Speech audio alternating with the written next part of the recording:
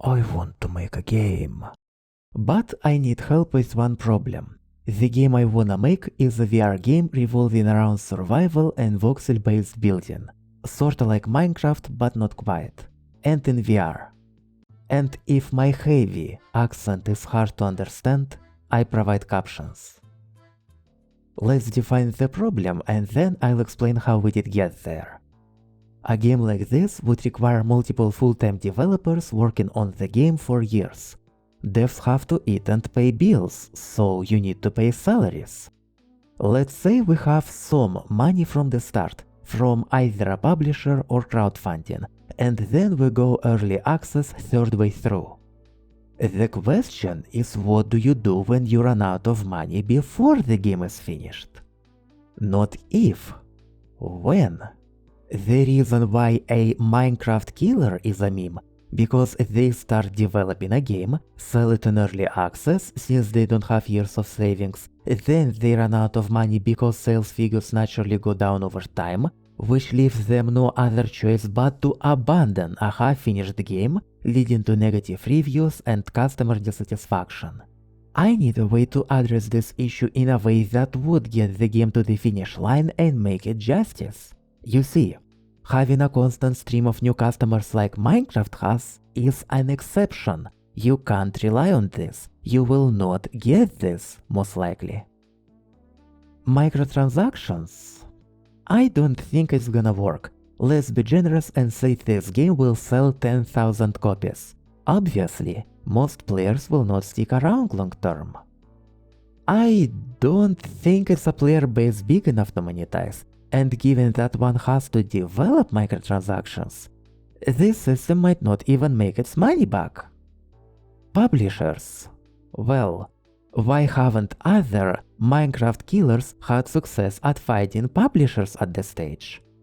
Probably because publishers aren't interested in a game no more people want to buy. And if you had a publisher from the start, they already gave you money and that money ran out. And this is where I need your advice.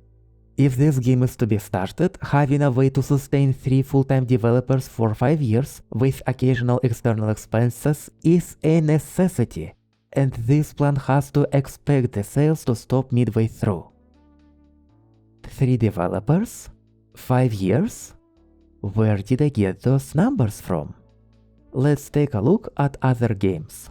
Stardew Valley, 5 years to make. Undertale, 3 years to make. Both are made by a single person with some external help. A lot of external help sometimes. FTL, 2 years, 2 people. A voxel-based survival builder in VR is definitely a harder and bigger project than those.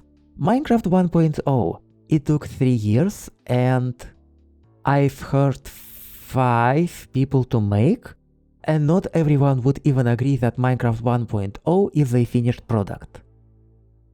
This is why I've concluded that it will take 3 full-time devs, 5 years, and some external expenses to finish the game I want to make.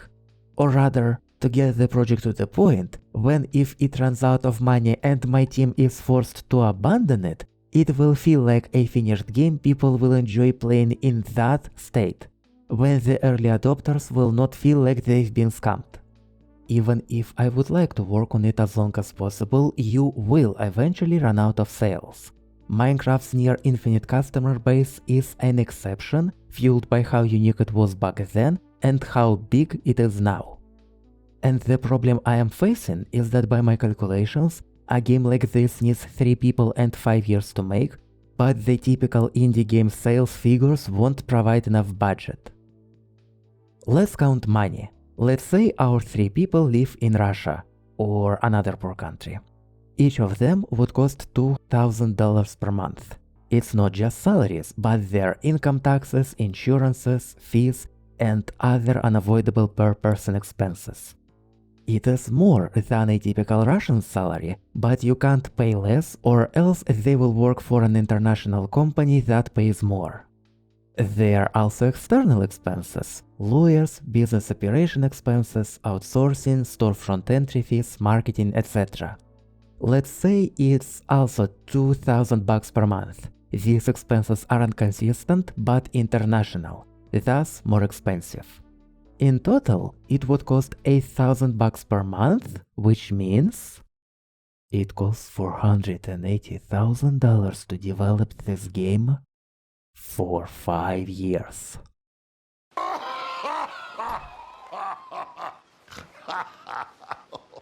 This game does require professionals devoting 40 hours per week to work on it. I have experience working with people working for free in their free time for the sake of the idea or learning. That's not gonna work. Unless you're doing everything alone because you believe in the end result, you can't make a proper game for free.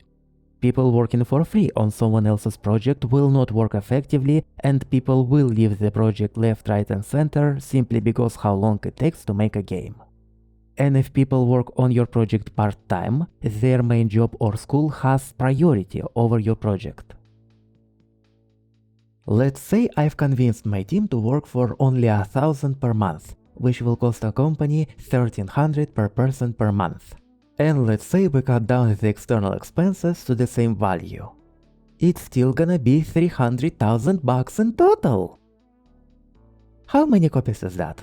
Let's say we charge $25, which is fair for a game of this scope, but also the maximum it can get away with. With the storefront fee of 30%, you would need to sell 27 or 17,000 copies respectively. With refunds and regional pricing in mind, you know, the thing that makes games in certain countries cost 3 times less, will need to sell around 30 and 20,000 copies respectively. That's a lot! It would be definitely in top 100 VR games. An indie game that sells over 20,000 copies for over $10 is a rare exception, VR or not. Too rare to count on it. My very optimistic expectations would be around 10,000 copies sold, which means the development will run out of money midway through, and this is the very problem I am asking you about because I have no idea how to solve it. But wait, you need to pay your crew from the start and it will take at least a year before you can go early access. Let's assume we already have a vertical slice to start a crowdfunding campaign. A said campaign would have to rise like 2 FTLs, 6 to 9 Undertales, or 20 to 19 Factorios. No, that's not happening. But can't you crowdfund 50,000 and make the rest from sales? This doesn't solve the problem of running out of customers, because providing keys to your backers is pretty much a requirement. You have to deduct the number of backers from sales expectations and your total budget will be pretty much the same. Or even lower, because backers usually receive keys for less than full price. Some people will pledge more, that would be nice, but it won't save the project on its own. Can we use publishers? Same problem, they would give you only around 50,000 at best, which isn't nearly enough to secure the future of the project. And while they would take a piece of a pie, they would probably make the pie itself bigger, and the total income devs receive will be around the same. And the same isn't enough. And now you have an upset publisher on top of upset users. Nice! Selling the game cheaper so that you could sell more copies wouldn't help either, because it means you would have to sell even more copies to break even. 35 to 50,000 copies for $10? Not gonna happen. Make the game lighter, thus faster to make? Then you wouldn't have enough content to justify a $25 price tag. By the way, these calculations don't account for major issues which will inevitably occur during development. For example, what if one of your team members is underperforming?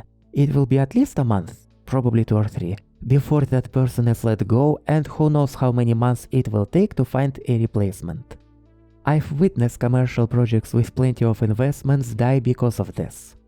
Or maybe we stumble upon a game design problem we just can't figure out how to solve.